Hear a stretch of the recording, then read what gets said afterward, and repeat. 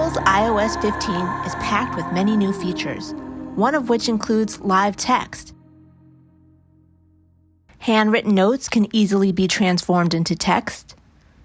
Photos of business cards can easily extract contact information.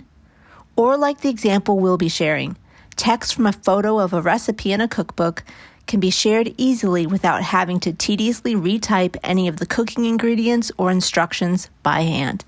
I found a delicious cupcake recipe that I want to share and want to test using the new live text feature. We'll be using the camera, so no actual photo has to be taken in order to share.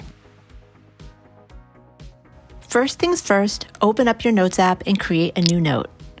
Then tap as you normally would for the pop-up menu if you wanted to copy and paste. This time you'll see a new option, an icon with 3 lines around a square bracket, which is the live text option. Immediately, the camera app is activated and you see yellow brackets isolating blocks of text. Only when you click on the blue insert button will it paste. You may have to tap for live text option and repeat if not all your desired text is selected. It does take a little practice. I was told to slow down a few times. Next, we'll use live text to send an email.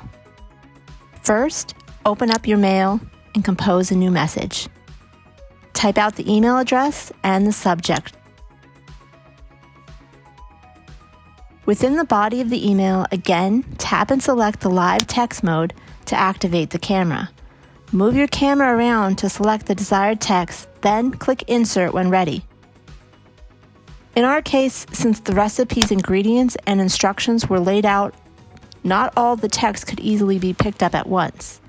You may have to retap for the live text icon a few times to get everything you want. Still, much quicker than writing it out.